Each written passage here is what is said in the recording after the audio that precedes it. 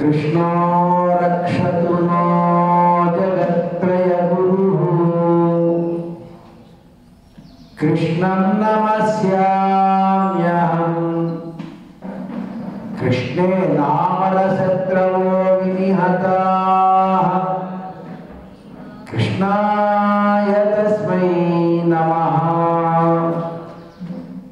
कृष्णादेव समुत्थितं जगदिदं कृष्णस्य दासोऽस्म्यहम् कृष्णे तिष्ठति विश्वमेतदखिलम् हे कृष्ण संरक्ष माम् कृष्णाय वासुदेवाय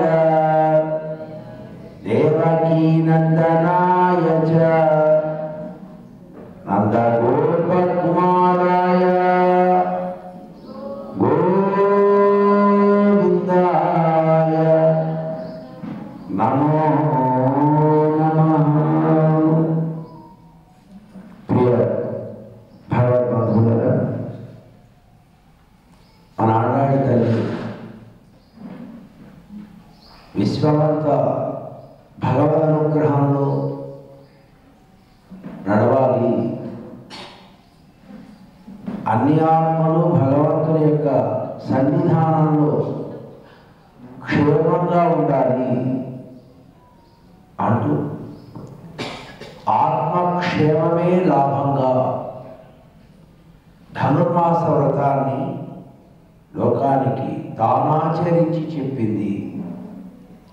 వాస్తవానికి ధనుర్మాస వ్రతం కొత్తదేం కాదండి, ఆండాళ్ళ వారి సృష్టించినటువంటి ప్రోగ్రాం ఏం కాదండి. గోపికలు చేశారు కాత్యాయని వ్రతాన్ని. ఇది కూడా మనకి వేదాలలో శాస్త్రాలలో దీనికి సంబంధించినటువంటి విషయం ఉంది.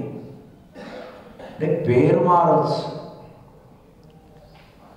పేరు మార్పు కాత్యాయని వ్రతము అని ఆనాడు ఆ పేరుతో చేశారు. మన ఆండాడి తల్లి స్నాన వ్రతము అని దీనికి ఒక మంచి స్టైల్గా పేరు పెట్టింది. మనం ధనుర్మాస వ్రతం చేస్తున్నాం. అదే వ్రతం అలా ఇది ఎప్పటిదో ఆ ప్రాచీన నుంచి వస్తూ ఉండేటువంటి ఆ వ్రతం కేవలం లౌకికమైనటువంటి జీవనం బాగా సాగటమే మనిషి లక్ష్యం కాదు. మన మనుష్యులం కనుక ఇక్కడ జీవించి ఉన్న నాడు ఈ జీవనం మన ఆత్మ పంటకి ప్రయోజనం కలగాలి.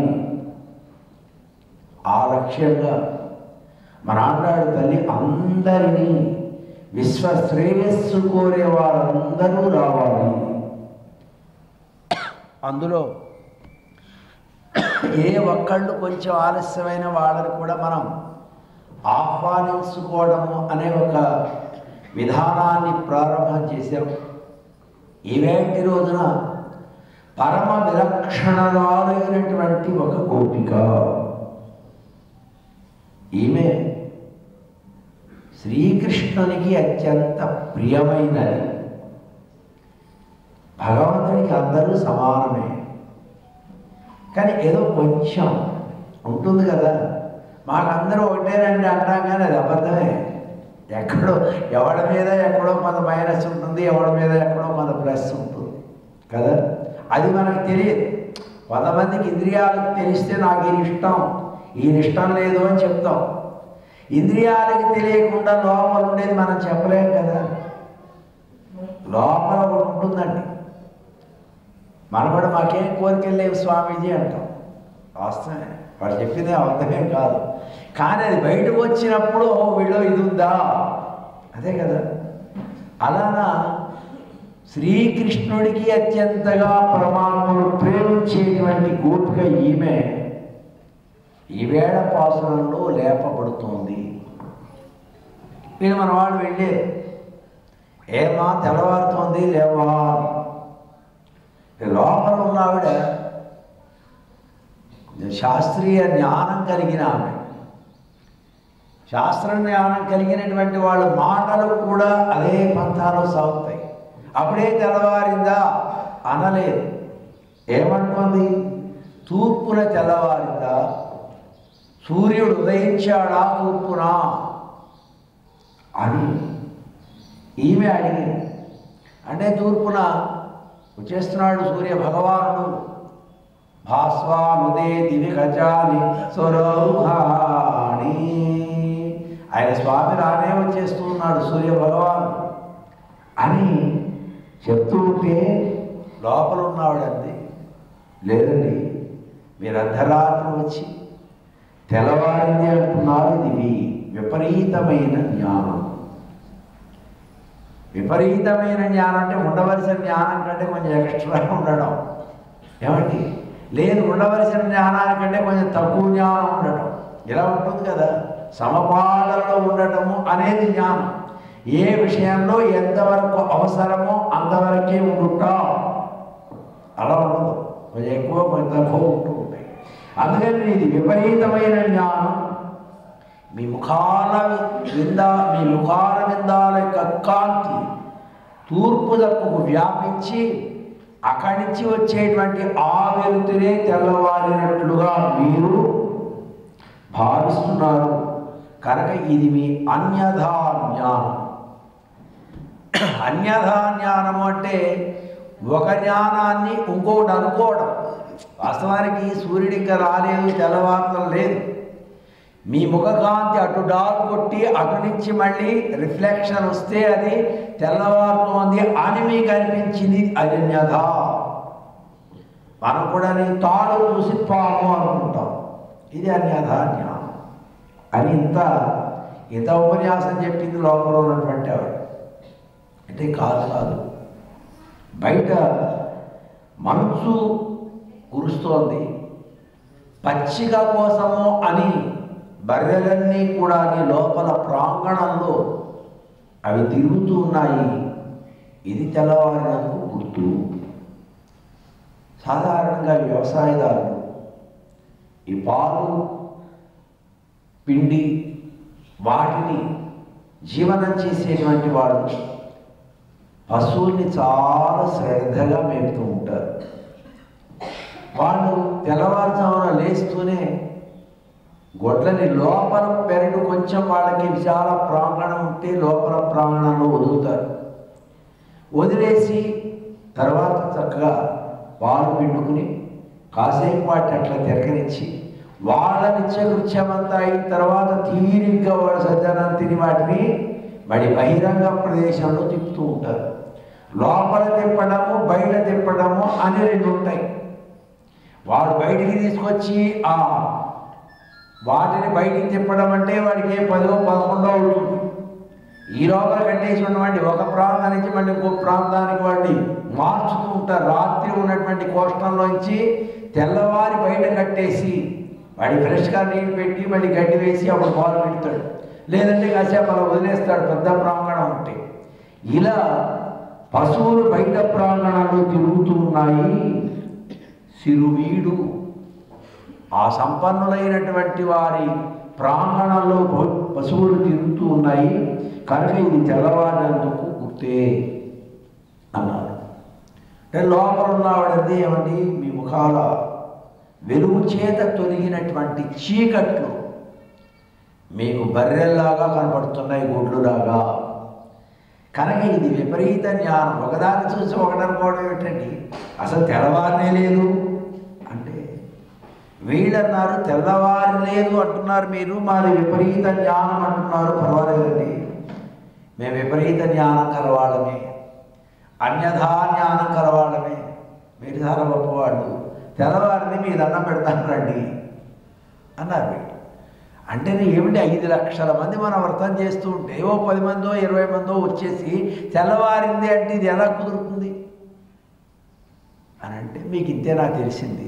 ఆల్రెడీ అందరూ గోకులంలో రంగధామానికి వెళ్ళిపోయారు, మనమే వెళ్ళవలసింది, అందరు అక్కడ వేచి చూస్తూ ఉన్నారు అని వీళ్ళు చెప్పారు. వెళ్ళాలి అనుకోవడం ప్రయోజనం. తీరా ఇక్కడికి వచ్చిన తర్వాత రోజువారీ కార్యక్రమే మనం చేస్తాం, కానీ ఆలస్యం అయిపోతుందేమో, ప్రారంభం అయిపోతుందేమో, మనం వెళ్ళాలి, సేవించాలి, గోష్ఠిలో అన్వయించాలి అనే ఈ దాన్ని ఏమంటారు, తహతహలాడుట అంటాం కదా. ఈ ప్రయోజనాన్ని ఇచ్చేది. వెళ్ళాలి అని అనుకోవడమే ప్రయోజనం. ఆ వెళ్ళాలి అనేదాన్ని ఏమంటాం, అని అంటాం, లేదంటే ఆర్తి అంటాం, కొంచెం విలక్షణంగా కదండి. ఈ విలక్షణత్వం ప్రయోజనం కంటే కూడా ఆనందమైంది. పరమపదం వెళ్ళాలి ఏం చేస్తామంటే పరమపదం వెళ్ళి అందరితో పాటు మనం కూడా వాడు నారాయణ అంటే మన నారాయణ అంటే కృష్ణ అంటే కృష్ణ అంతేనా. కానీ అక్కడి దాకా వెళ్ళాలి అనేటువంటి నీ ఆర్తి ఉన్నదే, అది భౌతికమైనటువంటి జీవనానికి భిన్నంగా ఉంటుంది. వెళ్ళాలి అనేటువంటి ఆర్తి కలిగినటువంటి వాడి జీవన విధానం అంతా కూడా విలక్షణంగా ఉంటుంది, భౌతికానికి భిన్నంగా ఉంటుంది. వాడి ఆత్మ స్వరూపమంతా కూడా ఆనందమయంగా ఉండే నిత్యసూరుల గోష్ఠిలో పెరుమాళను సేవించేటువంటి భాగ్యాన్ని పొందబోతున్నాను అంటూ తాను విలక్షణమైనటువంటి జీవన విధానాన్ని గడుపుతూ ఆత్మ ఆనందాన్ని పొందుతూ ఉంటాడు. అక్కడికి వెళ్ళిన తర్వాత పొందే ఆనందం కంటే ఇక్కడ వెళ్ళాలి అనుకున్నప్పుడు కలిగేటువంటి ఆనందం దానికంటే గొప్పది. అది అనుభవిస్తే తెలుస్తుంది. తిరుమల వెళ్ళాలి అనుకుంటాం, వెళ్ళాలి అని అనుకుంటే టికెట్ దొరుకుతుందో దొరకదు, దర్శనం అవుతుందో ఉండదు, కాటేజెస్ ఉంటాయో ఉండవు, ఇవన్నీ లోపల మదన ప్రారంభం అయిపోతుంది కదా. తీరా అక్కడికి వెళ్ళిన తర్వాత అందరితో పాటు మనం కూడా కళ్ళు మూసుకుంటాం, ఊరికి వస్తుంది, మనం వేడికి వస్తాం, ఇదంతా మామూలే.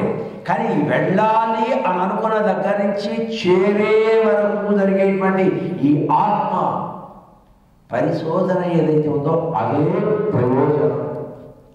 గోష్ఠికి వెళ్ళాలి అనుకోవడమే ప్రయోజనం. ఈవేళ స్వామివారు ఏం చెప్తారు నాకు అర్థమవుతుందో లేదో, గుర్తుంటుందో లేదో అని ఇలా ఇలా ఇలా అనుకోవడం ఏదైతే ఉందో అదే ప్రయోజనం. కనుక మేము ఇంతమంది వచ్చి పిలుస్తూ ఉంటే ఇంకా తెలవారలేదు, మీకు విపరీత జ్ఞానం అజ్ఞానం ఇవన్నీ ఎందుకండి. అసలు గోష్ఠికి వెళదామని అనుకునేటువంటి నియమం ఒకటి మర్చిపోయారా మీరు? అది కదా కావాల్సింది మనకి. ఇక్కడ మనకి తిరుపావై ఉత్సాహ లేదా, లేదంటే పాటల ఉత్సాహ లేదా, పాసురాలు ఉత్సాహ లేవా, స్వామివారికి ఉపన్యాసం చెప్పడం ఉత్సాహం లేదా అనేది తర్వాత విషయం. మనం అందరం గోష్ఠిగా ఒక సమయానికి స్వామి సన్నిధిలో కూర్చోవాలి, తీర్థప్రసాదం అయ్యేలాగా ఉండాలి, అవి తీసుకుని వెళ్ళాలి. ఇక్కడ బాగా పండితులు ఉన్నారు, బాగా పాడేవారు ఉన్నారు, భగవంతునికి అలంకరించేవారు ఉన్నారు, బాగా వినేవారు ఉన్నారు, బాగా చెప్పేవారు ఉన్నారు. మనకి అవన్నీ ఉన్నా లేకపోయినా వాళ్ళందరికీ ఏ ప్రయోజనమో మనకి కూడా అదే ప్రయోజనం ఈ గోష్ఠిలో ఉన్నాం కనుక. సరే, ప్రయోజనంలో మార్పు లేదు. బాగా పాడే వాళ్ళకి కొన్ని మార్కులు, పాడలేని వాళ్ళకి తక్కువ మార్కులు, ఇలా ఏముండదండి.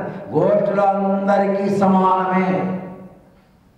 అంటే బాగా పాడేవాళ్ళకి ఏమైనా చక్కెర పొంగలి పెట్టి, పాడని వాళ్ళకి ఏమైనా కట్టి పొంగలి పెట్టి ఇలా ఉంటుంది. అందరికీ ఒకటే ప్రసాదం కదా. కనుక మనం అక్కడికి వెళ్ళి ఆ మహనీయులైనటువంటి వారి గోష్ఠిలో చేరడం అద్భుతమైనటువంటి ప్రయోజనం వస్తుంది అనేటువంటి మాటను మరచి ఇంకా తెల్లవారలేదు అని డిస్కషన్ చేయడం ఎంతవరకు అవసరం అని మన వాళ్ళు చెప్పారు. లోపల ఉన్నామండి, ఈవేళ మనం అందరం ఏం చేద్దాం అంటే వెంటనే తడుకోకుండా మన ఆండాళ్ళతో చెప్పేసింది, ఈవేళ కేసి సంహర్త అయినటువంటి శ్రీకృష్ణ భగవానుని కీర్తిద్దాం. ముష్టికాసుల చాణూరులను మల్ల యుద్ధంలో సంహరించినటువంటి స్వామిని ఈవేళ కీర్తిద్దాం అన్నారు. అనగానే ఆమె కూడా వీళ్ళు చెప్పగానే పరమానందంతో వచ్చి గోష్ఠిలో చేరింది. ఇది పాసనం. ఈవేళ మనం ముష్టికాసుర చాణూర మర్దన చేసినటువంటి స్వామి యొక్క వైభవాన్ని మనం సేవించుకోవాలి. శ్రీకృష్ణ భగవానుడు కంసునికి భయపడిన వాడే ఆయన పాపం నంద ప్రజల్లో చిన్నప్పుడే పుట్టగానే వెళ్ళిపోయి దాగే బ్రతుకుతున్నాడు. ఆయన ఎంతైనా మేనమావ గొడవకి మనం వెళ్ళటం ఎంత, ఎదుటివాడు గొడవకి వస్తే మనకి తప్పనిసరి పరిస్థితుల్లో నేనేం తక్కువ నేను చూపిస్తాం, కానీ మనంతటా మనం వెళ్ళటం అనేది ఉత్తమ లక్షణం కాదు కదండి. రెండు, పిల్లిని గదిలో పెట్టి కొట్టడానికి మనం ప్రారంభం చేసామనుకోండి, వీలైనంత వరకు అది తప్పుకోవడానికే ప్రయత్నిస్తుంది. ఇంకా తప్పుకోవడానికి అవకాశం లేకపోతే ఆ పిల్ల ఏం చేస్తుంది, తన బలానికి తగినట్లుగా తాను కూడా ఫైట్ చేస్తుంది కదా, అవునా కదా. అలానే పెద్దవాడు మేనమామ ఏమైతుంది మన గొడవ ఎందుకు అని పాపం చాటుకుండానే పెరుగుతున్నాడు. ఇంత పెరుగుతున్నా 12 సంవత్సరాలు అయిపోయింది, మనం ఎన్ని ప్రయత్నాలు చేసినా ఏమి ప్రయోజనం లేదు. 12 ఏళ్ళు దాటితేట 12 ఏళ్ళు పూర్తయితే సంబంధాలు పోతాయి. ఎన్ని పోట్లాడుకున్నా 11 సంవత్సరాల 6 నెలల కల్లా మళ్ళీ కలుసుకోవాలి. వాళ్ళింటో భోజనం వీళ్ళింటో వాళ్ళు భోజనం చేస్తే ఆ సంబంధము బాంధవ్యం అలా సాగుతుంది. లేదంటే ఆ సంబంధం తెగిపోతుంది. ఎంత తెగిపోతుంది అంటే ఇంకా వాళ్ళు పోతే మనం స్నానం చేయక్కల్లా, మనం పోతే వాడు స్నానం చేయక్కల్లా కటి అయిపోతుంది. ఇది గుర్తించాడు కంసుడు. 11 సంవత్సరాల పైన అయిపోయింది. వాడిని మనం ఎన్ని రకాలుగా హతమారుద్దామని పూతన దగ్గర నుంచి ఆరంభం చేస్తే ఎన్ని ప్రయత్నాలు చేసినా ఎక్కడా మనకి రిజల్ట్ రాలేదు.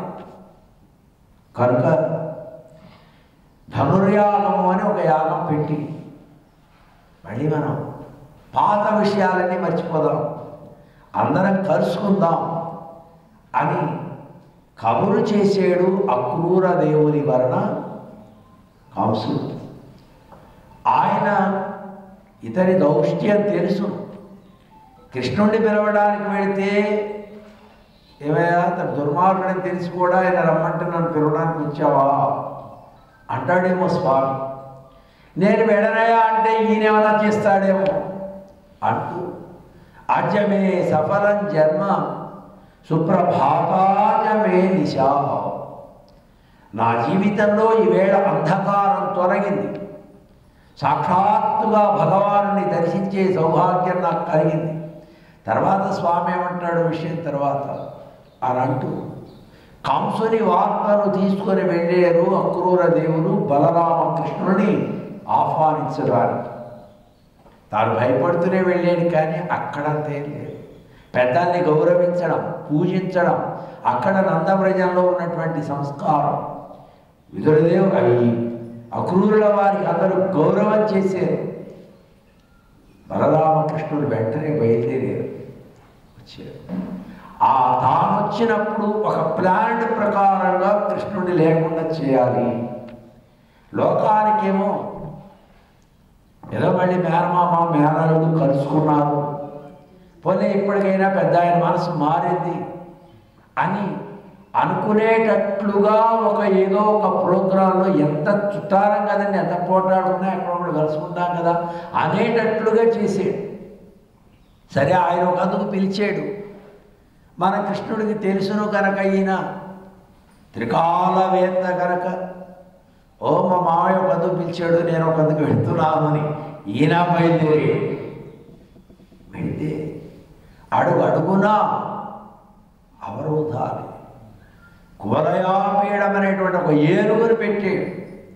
కృష్ణుడిని చూడంగానే దాన్ని రెచ్చగొట్టారు. అది వచ్చి మీద పడితే అక్కడికి అయిపోతుంది. ఒకవేళ అక్కడ స్పాట్ తప్పితే నెక్స్ట్ మల్ల యుద్ధంలో బాగా ఆరితేరినటువంటి ఇద్దరు యోధులను పెట్టాడు. ఈ యోధులతోటి ఈవేళ స్వామి యుద్ధం చేశాడు. వాళ్ళు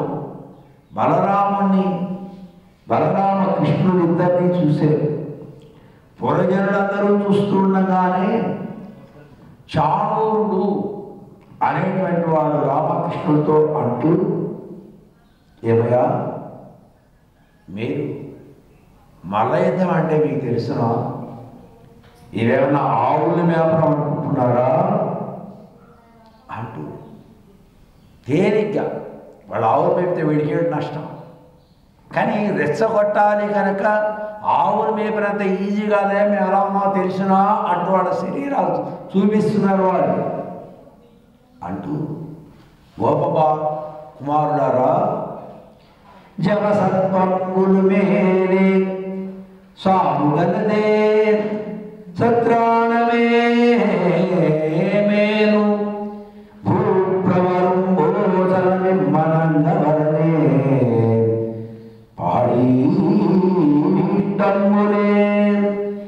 పవంప విభోగాగముఖాంతదండగమో పాదాక్షునేత్రాగ్నివో నవనీతంబుల ముద్దుగా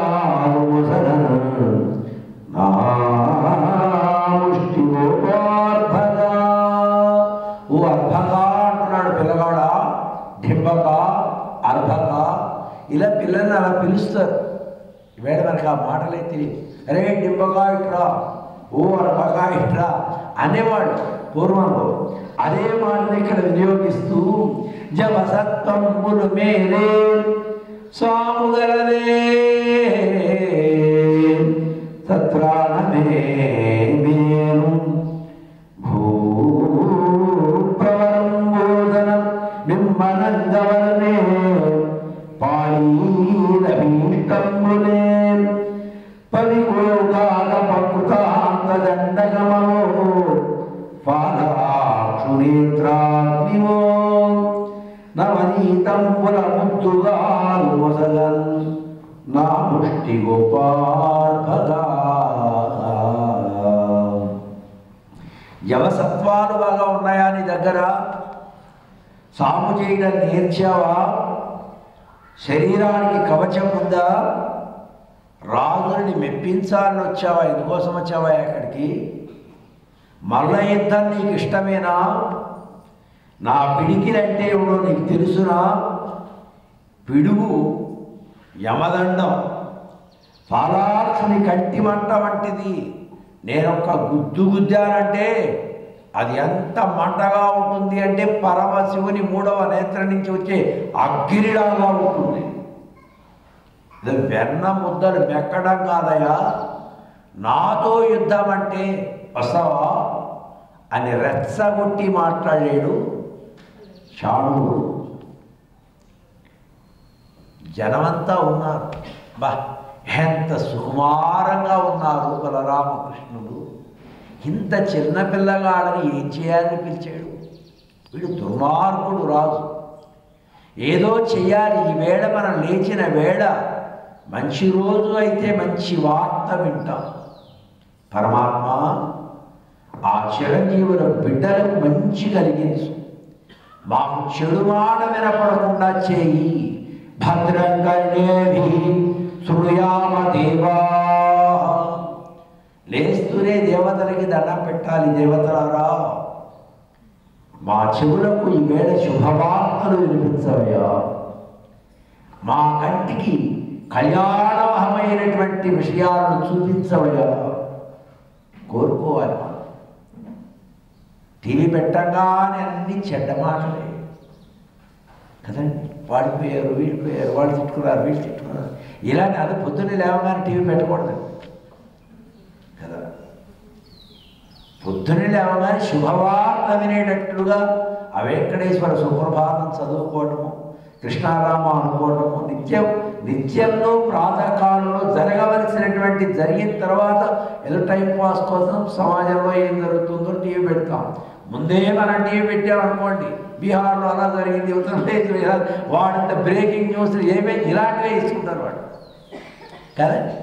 కనుక మనం లేస్తూనే భద్రం కరుణేభిః సూర్యామదేవా, మా 2 చెవులకు శుభాలు ఏర్పడుగాక అని మధురానగరంలో వాళ్ళందరూ కూడా చిన్న బాలకులుగా వచ్చినటువంటి ఈ పిల్లల్ని చూస్తూ వీళ్ళకేమవుతుందో అని భయం, టెన్షన్, మంచి వినాలి అని జనులు నేర్పిన విద్యలు జననాథుని కొరకు కాదే జననాథుడు నీ జనములు వెచ్చగ యుద్ధముర మనము వంత బుద్ధువే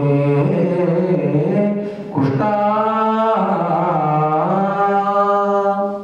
ఓ కృష్ణుడా, నీ గురించి విన్నా.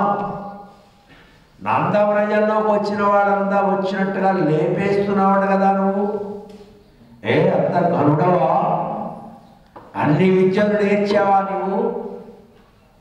లోకంలో మనం నేర్చుకునేటువంటి విద్య ప్రభుత్వానికి వినియోగపడాలి, ఏదైనా కావచ్చు కదా. కనుక లోకంలో విద్యలన్నీ కూడా ప్రభుత్వానివే. అంటే మేము చేయబట్టి అన్నారు, కుదరదు. ఇప్పుడు ప్రభుత్వానికి విద్య స్వామీజీని ఇక్కడ ఉపన్యాసం చెప్పండి చెప్పాల్సిందే. నేను చెప్పానండి అంటే కుదరదు. ఏమైనా పండితుడివి, నీ వాణి లోకానికి వినపడాలి అని అంటే మనం వినిపింది. అలాగే మీకు ఏ ఏ విద్యలు ఉన్నాయో ఆ విద్యల్లో మీరు ఆరితేనట్టు వాళ్ళు గుర్తిస్తే మీకు మంచి అవార్డ్స్ ఇస్తారు. నంది అవార్డ్స్, పంది అవార్డ్స్, ఏదో వాళ్ళు ఏదో అవార్డు పెట్టి మిమ్మల్ని గౌరవిస్తారు. పద్మశ్రీ, పద్మభూషణ, ఇలాగ ఏమైనా కావచ్చు. అంటే ప్రభుత్వం గుర్తించింది నీలో ఉండే ఒక గొప్పతనం. దాన్ని మనం కూడా శిరస్సు వచ్చి ఆమోదిస్తాం.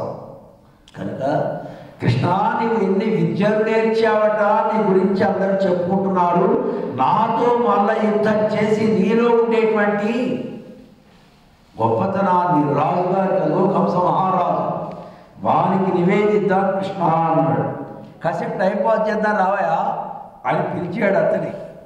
అప్పుడు శ్రీకృష్ణుడు వాడితోటి అంటూ ఉన్నారు, సాగులు లేవు పిన్నలము సత్వముదరర్థనరాలు మల్ల సంగ్రామ విశారులు కలిసకర్కశ దేహులు మీరు మీ కడలేమో చరించుడొడ్డు సరణీపతి వేకలు చేయువారముగాను వినోదములు స్వల్పగానవచ్చునే ఒక్క మాటికి. ఏమయ్యా, మాకు సాములు చేయడం, గారడీలు చేయడం రావు, చిన్నవాళ్ళం, మా దగ్గర శక్తి లేదు. మీ యుద్ధ నైపుణ్యం కలిగిన వారు, వజ్రకాయులు మీరు. మీ దగ్గర మేము ఎలా ప్రవర్తించాలో రాజుగారికి వేడుక చూపించడం కోసం వచ్చిన వాళ్ళం, అంతకన్నా కాదు. కానీ రాజుగారు వినోదిస్తాము అంటే ఒక్కసారి అయినా కాదని ఎట్లా అంటారు? ఆయనకి వినోదం కలిగించేదైతే చేస్తాను, నీతో యుద్ధం చేయడానికైతే నేను రాలేదు అని అంటూ శ్రీకృష్ణుడు సమాధానం చెప్పాడు. నీతో నేను పెనుగులాడుతాను, అంత కోరిక నీకుంది కదా నాతో యుద్ధం చేయాలని. కనుక ముష్టిగిరితో బలరాముడు యుద్ధానికి దిగాడు. భయంకరమైన యుద్ధంలో రాజుగారిని ఎలా అయినా నా వంతు నేను ట్రై చేసి మెప్పిస్తాను అటు బలరాముడు ముష్టిగిరితో దిగాడు. ఆ మాటలు విన్నాడు కృష్ణుడు అన్నటువంటి మాటలు. చాణూరుడు అంటున్నాడు, నాతో ఘోరంగనెంత వాడవెరిసో విసిరో నా సాకియే నీవు విఖ్యాతుండంగుల గులజండు సద్గుణ సత్కర్మ శుభాముండ నీకేతాద్విభవంబులెల్లగలవే ఈ వీట పోరాడుటన్ వ్రేతల్ చూడల గుప్పినంతునిటువే వీక్షింపు పాపక. ఓ కొల్ల పిల్లగాడా, నాతో పోరాడడానికి నీవెంత వాడివయా? అయ్యో, నీవు నాతోటి సమానమైన వాడువా? నేను ప్రసిద్ధ వంశంలో పుట్టాను, సద్గుణాలు కలిసి సత్కర్మలు చేసేటువంటి స్వభావం కలిగినటువంటి వాడిని. నీకు ఈ లక్షణాలు ఉన్నాయా? ఏదో గొల్ల భామలతోటి కుప్పిగంతువులు వేసేటువంటి నీవు నాతోటి కాసేపు కాలక్షేపం చేసి కంసర మహారాజుకి ఆనందాన్ని కలిగిస్తానంటున్నావే అంటూ స్థానుమెచ్చడు బ్రహ్మగై కొనడు విశ్వక్సేనున్నవ్వులు జగత్ప్రాణు బ్రహ్మనీరుగాడని మహాబాహుబల ప్రౌఢి లక్షీనుండాలి నెల్లినేడరదు వైచిత్రి వినోదించు నిత్యానుండత గోపబాలం శక్తిందుగా ఉండునే. ఏమయ్యా, నీతోటి యుద్ధం చేయడం అనేది ఆఫ్టర్ చిన్న పని. నేను యుద్ధంలో దిగితే పరమేశ్వరుడు మెచ్చుకుంటాడు. పరమశివుడు, బ్రహ్మ, ఇలాంటి వాళ్ళందరూ కూడా నా యొక్క టాలెంట్ తెలిసిన వాళ్ళు. కానీ నీలాంటి వాళ్ళతోటి, చిన్నపిల్లగాడితోటి, ఏదో ఆడపిల్లలతో గద్దులేసేవాడితోటి యుద్ధానికి దిగితే అలాంటి వాళ్ళు కూడా ఒప్పుకోరు. ఎందుకంటే పిల్లగాడితో గొడవ అంటారు. వాయువు తనకు సాడికాడి అని పిలవదు. వాయుదేవుడు కూడా ఒప్పుకోడు. బాహుబలం తరగనివాడు. యుద్ధం అంటే రేపు ఈరోజు అనడు, అప్పుడే సిద్ధమంటాడు. అటువంటి చాణూరుడు ఒక్క గోప బాలకుడితో యుద్ధం చేయటమా, ఈ పిల్లగాడిని జయించలేకపోవటమా అని అంటూ గొప్పగా గొప్పలేదు, ఇదిగో నేను బలిష్ఠుడను అంటూ కృష్ణుడితోటి యుద్ధాన్ని ఆరంభం చేశాడు చాణూరుడు.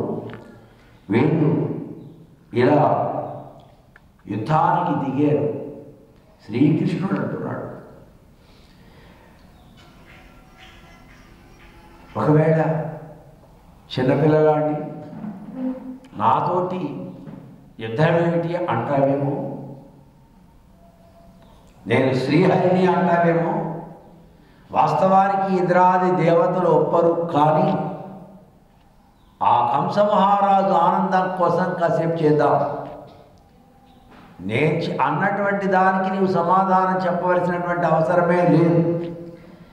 మహిమతో నుండంగ మధురాపురము గాని పొరుభార వైకుంఠపురము కాదు. గర్వంబుతో నుండగంసుని సభగాని సంసార రైతుల సభయుగాను. ప్రకటించి విరగనా బాహునాదము గాని నారదు వీణా స్వరంపుగాను. చతురాడగ మల్ల జన విగ్రహము గాని రమతోడి ప్రణయ విగ్రహము గాను. వెలసి తిరుగంగ వేదాంత వీధిగాను మొరగిపో ముని మనములమూనగాను. సాగిరడు వంగ భక్తుల జాడగాను సౌరీ నా బ్రోలని వెందు కలియదింకా. స్వామి వైభవాన్ని చెప్తున్నాడు చాణూరుడు కూడా. అంటే పైకి నిందించినట్లుగా ఉన్న ఇది స్తుతి, నిందాస్తుతి. తిరుపావై దివ్య ప్రబంధం కూడా నిందాస్తుతి. అంటే పైకి నిందించినట్లుగా వెరిదానా అంటే అది కూడా నీ ప్రేమతో అన్నమాటే.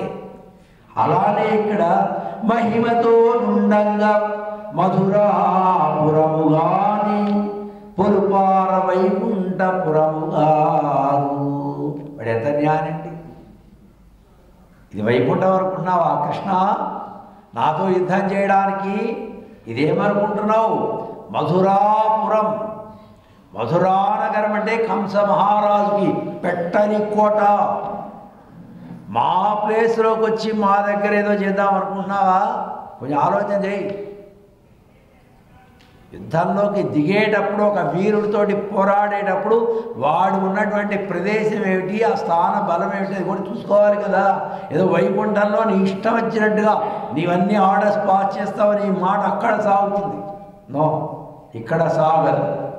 గర్వంబుతో నుండ కంసుని సభగాని సంసార రైతుల సభయుగాదు. సంసారం అనేటువంటిది లేని సభ కదా పరమపదం. అక్కడికి వాళ్ళకి ఏముంటుంది? పరమాత్మ కళ్యాణ గుణానుభవం తప్ప సంసారం అంటేనే తెలియదు వాళ్ళకి. ఇదేమనుకుంటున్నావు? ఇది గర్వంతో ఉండడానికి, నీ ఇష్టం వచ్చినట్టుగా ఉండడానికి కాదు. ఇది కంసుని రాజ్యం.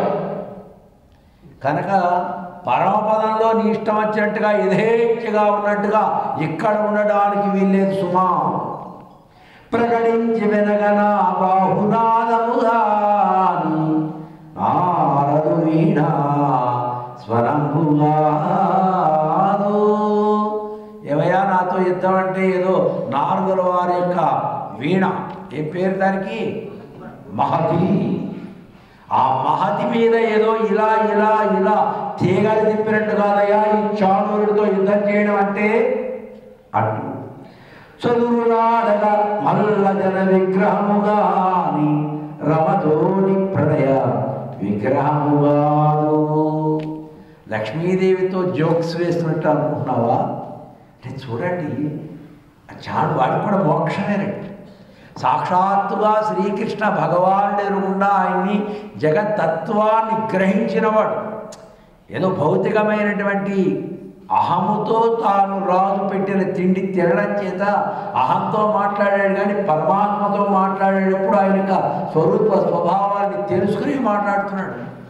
ఏమయ్యా రమాదేవి లక్ష్మీదేవితో విహారం చేసినట్లు కాదు, ఆ విగ్రహం చాలా లావణ్యమైనది. పుష్పాలలో ఉండేటువంటి పుప్పొడిని కూడా ఆమె భరించలేదు, అంత లావణ్యం. ఆవిడ పుట్టింది పద్మంలోనే.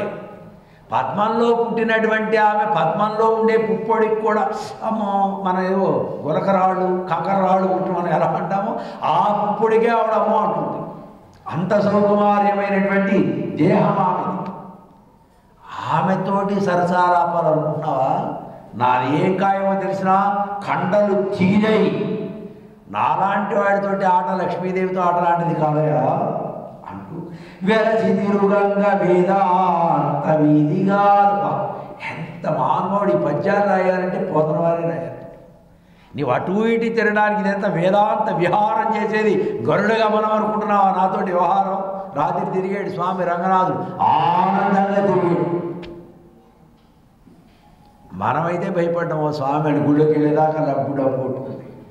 ఆయనకి ఇంకా తిరగాలి ఇంకా తిరగాలి ఇంకా తిరగాలి. శ్రీరంగాది క్షేత్రాల్లో అయితే ఆ వాహన సేవ చూసేటప్పుడు భక్తుడైన వాడు హృదయం ఒక నిమిషం ఆగిపోతుంది.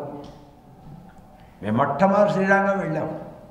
వెళితే అప్పటికి స్వామి గజవాహనం మీద తిరుగుతున్నాడు, ఏనుగు పరిగెత్తుంటే మేమైతే గుండె పట్టుకున్నాం. ఓ అమ్మ ఈ దేవుడు బలపడుతున్నారు బాబు వీళ్ళందరినీ, ఇలా ఇలా పరుగులే. అంత పెద్ద వాహనం అలా పరుగులు ఎత్తుతుంటే ఏం చేస్తారో వీళ్ళు.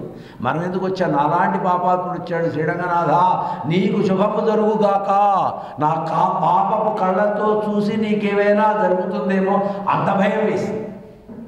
గుర్రం పరిగెత్తారు, ఏనుగు పరిగెత్తారు. అలా వృషభగమనం, గజగమనం, అశ్వగమనం ఇలాగా వాళ్ళు చేస్తూ ఉంటారు. మనవాడు కూడా ఏం తక్కువేం చేయాలి, గుళ్ళోకి వచ్చిన పెద్ద పెద్ద హడావుడి చేసేసారు. ఇక్కడ భయం వేసింది. అందులో ఈ రాయం కాస్త అటు ఇటు కాలు దారుతుందేమో అని అన్నాడు స్వామి. అంత భయం. దేవుణ్ణి తీసుకువెళ్ళడం మన ఆనందం కోసం, మళ్ళీ క్షేమంగా ఆయన లోపల దించడం మన బాధ్యత కదండి. ఇవి అలాంటి వేదాంత విహారం చేస్తాడు స్వామి. మన్నాటి వాళ్ళని అయితే రాడండి ఆయన. మనని చూసేబట్టి ఆయన కూడా వచ్చేస్తాడు. దేని మీద అంటే దాని మీద. వీళ్ళంతా నా వాళ్ళు, నా భక్తులు, నాకు మంగళాశాసనం చేసేవారిని ఆయన భయం తెలియదు. ఒకవేళ ఆయనకి భయం వేసినా మనమందరం ఉన్నాం కదా అని వచ్చేస్తాడు ఆయన. అలా ఓ కృష్ణ వేదాంతాలలో విహరించినట్లు కాదయ్యా. వేదైశ్చ సర్వై అహమేవ వేద్య అని భగవద్గీతలో నేను వేదాలన్నీ నన్నే చెప్పాయి, వేదాల్లో విహరించేవాడిని అని చెప్పావే. ఈ చానూరుడితో తిరగడం అంటే వేదాంత వీధుల్లో తిరగడం కాదయ్యా. కనుక ఖబర్దార్, నాతో యుద్ధం అంటే ఏమిటనుకుంటున్నావు అంటే, పర్వాలేదు ఏం జరుగుతుందో చూద్దాం, ఎటు పిలిచావు కదా, మా మామకు నేను ఆనందాన్ని కలిగిస్తాను కాసేపు అని దిగాడు. వాడి కాళ్ళల్లో దూరేడు స్వామి. పట్టుకున్నాడు వాడిని, ఇలా పట్టి పీడి కుదులు పెట్టి వాడికి రక్తం కక్కించి చానూరుని హతం చేశాడు.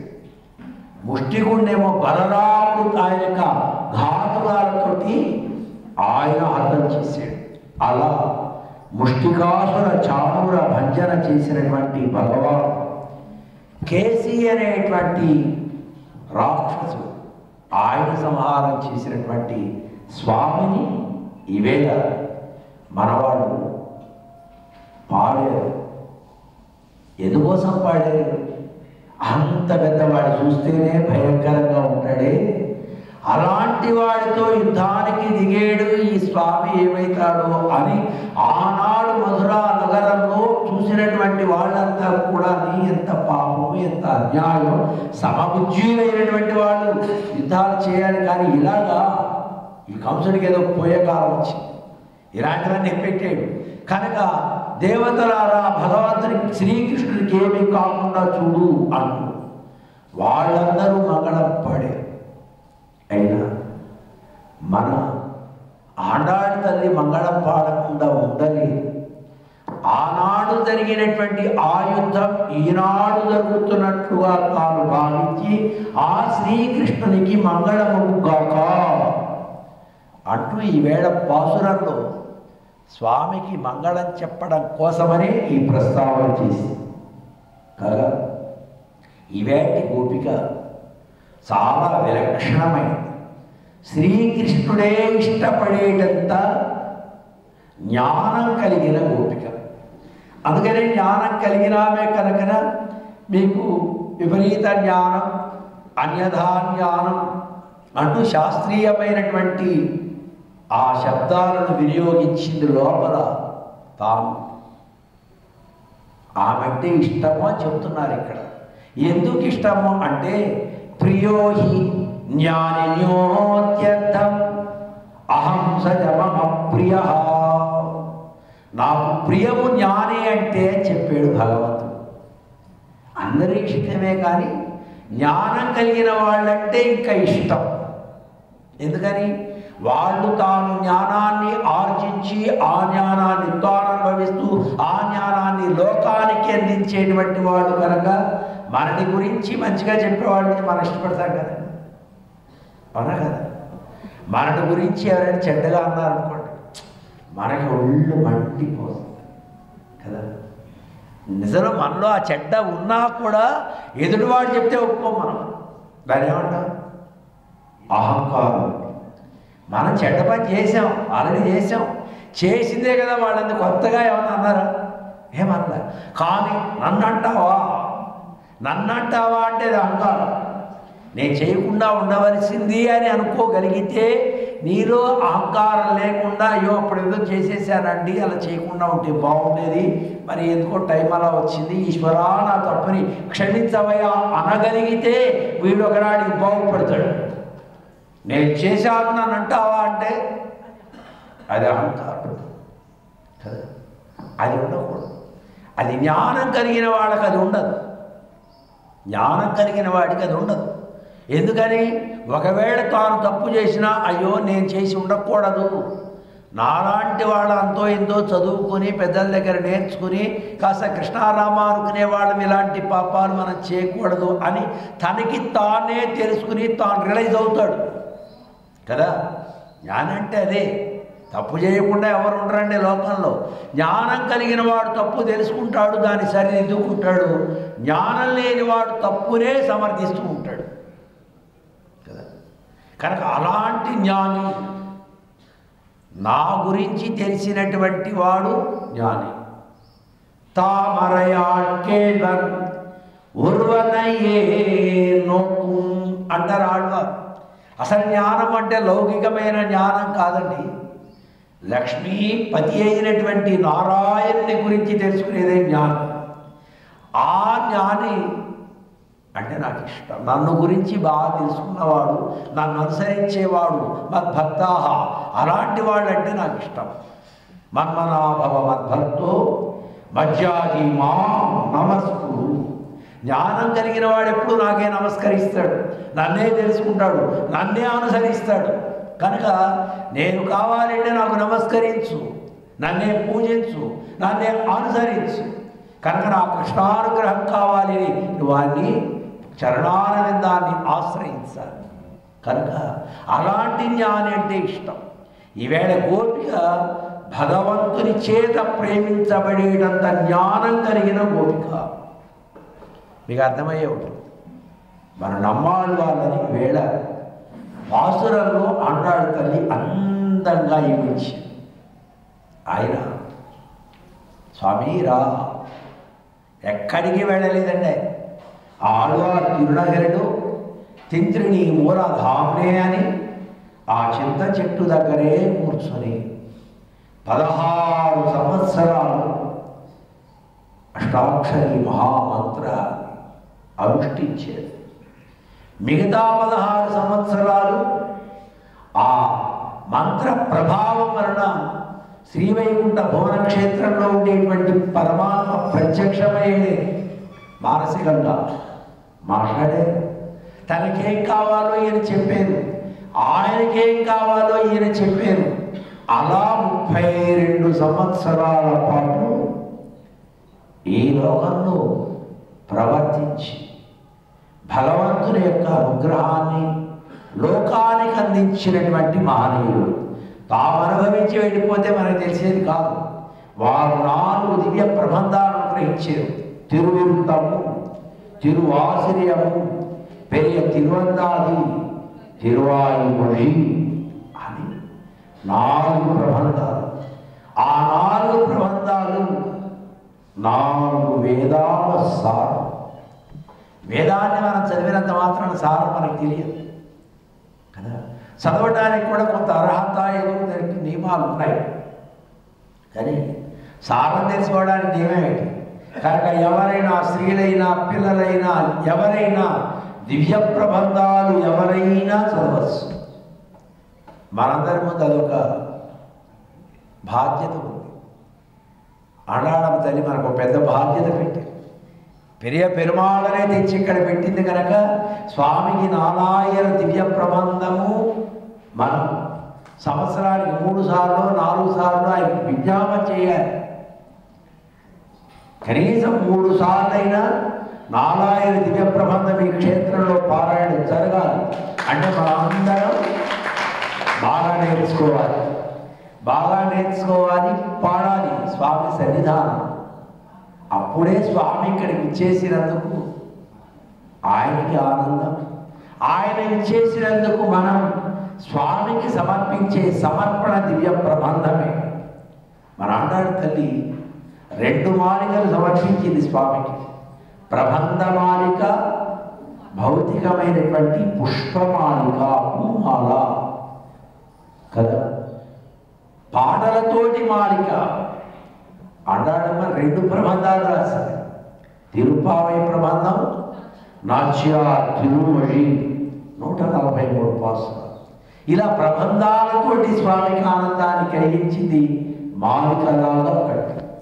భౌతికమైన ప్రాకృతికమైనటువంటి అందమైన సుగంధీభరితమైనటువంటి పుష్పాలను సేకరించి ఆ మాలికను కట్టి తాను వేసుకుని స్వామికి సమర్పించి. అందుకని ఆండాళ్ళకు మాత్రమే మాలా మార్పిడి. ప్రక్కనే ఉంటారు శ్రీదేవి భూదేవి, వాళ్ళకి ఎప్పటికీ మాలా మార్పిడి ఉండదండి. ఆ చతుర్భుజాలతోటి విరాజమానంగా వేయించేసి ఉన్నటువంటి రంగ మంగళ దీపిక శ్రీరంగనాయకి, ఆమెకి మాలా మార్పిడి లేదు. మన ఆండాళ్ళ తల్లి ప్రత్యేకతది. ప్రత్యేకత ఏమిటి? అసలు లోకంలో ఎవరైనా దేవుడికి దండ వేస్తారు, ఈవిడే నేను వేసి నీకు ఇస్తాను అని తాను వేసుకుని స్వామికి వేసింది అంటే ఎంత ప్రణయిని. ఇది ప్రేమ ఉన్నవాళ్ళు చేసే పని. ప్రేమ బాగా ఎంత ఎక్కువ ఉంటే ఎక్కువ కదండి. లోకంలో భర్త తినేసి భార్యకి ఇస్తాడు, ఆమె అదే తింటాడు. మళ్ళీ ఇంకో చెల్లెలకో తమ్ముడికో ఇంకోటి ఇది చేయగలనుకో, వాడు తమ్ముడు తినడు, అన్న తినడు, ఎవడో తినడు, మేనరుడు కూడా తినడు. మా ఏంటి నీకే నేను తినాలంటాడు వాడు. ఒక భార్య మాత్రమే భర్త యొక్క శేషాన్ని తీసుకునేది. కనుక భార్యాభర్తృ సంబంధం కలిగినటువంటి ప్రేమ ప్రణయత్వం ఏదైతే ఉందో అది భగవంతునికి ప్రియాన్ని కలిగించి. లేకపోతే భగవంతుడు అంతటి వాడు నువ్వు వేసుకున్న మాల నేను వేసుకోవాలా అన్నాడంటే ఈవిడ భక్త కొలాప్స్ అయిపోయింది. ఈమె ప్రేమతోటి ఆయన్ని గెలిచి అలానే మన ఆళ్వార్ నాయకిగా నమ్మాళ్వార్ భగవంతుడు ప్రేమను తాను ఉన్నాడు. భగవంతుడు లేకపోతే తానుండలేని దశని కొంతకాలం నమ్మాళ్వారు అనుభవించారు. ఆ తర్వాత ఆళ్వారు లేకపోతే నాకు ఈ విభూతే వద్దు, పరమపదము వద్దు, లీలా విభూతి వద్దు, అసలు నేను రాజీనామా చేస్తాను, నాకెందుకు ఇది గోల, ఆళ్వారు లేకపోతే నాకేమి అవసరమే లేదు అనేటంత ప్రేమమయుడయ్యాడు పరమాత్మ. కనుక అలాంటి పరమాత్మ ప్రేమను పొందినటువంటి మహనీయమైన జ్ఞానం కలిగినటువంటి ఆళ్వార్లను గోపికగా చిత్రీకరించి, అసలు అక్కడ గోపికలు లేరు కదా. శ్రీవిల్లిపుత్తూరులో గోపికలు ఎక్కడి నుంచి వస్తారు? ఆండాడు కాలానికి గోపికలు ఉన్నారా? తన దగ్గర ఉండేటువంటి తనతో ఆడుకునే 10 మంది ఆ బ్రాహ్మణ కన్నికలనే గోపికలు అనుకుంది. అసలు ఆవిడ కూడా గోపిక కాదు, ఆమె బ్రాహ్మణ కన్య. తనని తాను గోపికగా భావించుకుంది, వేషం అలా వేసేసి తాను ఉన్నటువంటి శ్రీవిల్లిపుత్తూరునే నందవ్రజంగా అనేసుకుంది. అక్కడ ఉండే పిల్లకాలవనే యమునా నదిగా, అక్కడ ఉండే చిన్న కొండ గుట్టనే గోవర్ధనగిరి పర్వతం అన్నీ ఆడుకుంది అంతే. ఏదో మనవాడు పిల్లలు ఆడుతుంటారు చూసారా, ఆకేసి అన్నం పెట్టి పప్పేసి ఏమడం ఎక్కడ ఉత్తగా చేతితోనే ఇలా అన్నం ఆకేసాను, అన్నం పెట్టాను, పప్పు వేసాను, నెయ్యి వేసాను, అన్నీ అలాగే అనేసుకుంటే అబ్బో నా మనవరాలు ఎంత గొప్పదండి, ఇప్పుడే పెడుతోంది, పెద్ద ఇది ఇంకెంత పెడుతుందో అని ఇలా మనం ఆనందపడిపోతూ ఉంటాం. అంటే మనం ఎందుకు ఆనందపడుతున్నాం అంటే ఇంత పసితనంలోనే ఎదుడవాడికి ఆకేసి అన్నం పెట్టాలనేంత గొప్ప భావన వచ్చింది కనుక ఆ చిరంజీవి వర్ధిల్లు కాగా అని మనం ప్రేమగా ఎంత ఔదార్యం అండి, ఎంత ప్రేమ అండి అని ఇలా దాన్ని మనం ఇలా చెప్పేసుకుంటుంటాం. సరే పెద్ద అయిన తర్వాత దాన్ని వేరే చెప్పుకుంటాం, అది వేరే చిన్నప్పుడు పెట్టిందండి ఇప్పుడు మొట్టికాయలు పెడుతుందని తర్వాత అనుకుంటాం కదా. కనుక ఆ భావన ప్రకటన చాలా గొప్పది. అలాంటి భావనతోటి భగవంతుడిని జయించి తానున్న చోటే ఉండి 32 దివ్య దేశాలు పెరుమాళ మంగళాశాసనం చేసేటమాట. ఆయన దగ్గరికి ఆళ్వారు పాడకపోతే మా క్షేత్రానికి విలువ లేదు అని ఆయా క్షేత్రాల్లో ఉండే పెరుమాళ్ళే శ్రీరంగంలో, కాంచీపురంలో, తిరుమలలో, తిరుమాలిరం సోలైలో, తిరుక్కన్నపురంలో ఇలాంటి పెరుమాళ్ళందరూ క్యూ కట్టి వచ్చారు. ఏమే కాసిన 4 మాటలు చెప్పాయా నా గురించి 4 మాటలు చెప్పాయా అంటే దర్శనం ఇచ్చావు కదా ఉదారుడా అంటూ ఆయన గురించి చెప్పారు. అలాంటి నమ్మాళ్వార్లను ముందుంచుకొని ఈవేళ మన ఆండాడు తల్లి పాసురాన్ని నడిపించింది.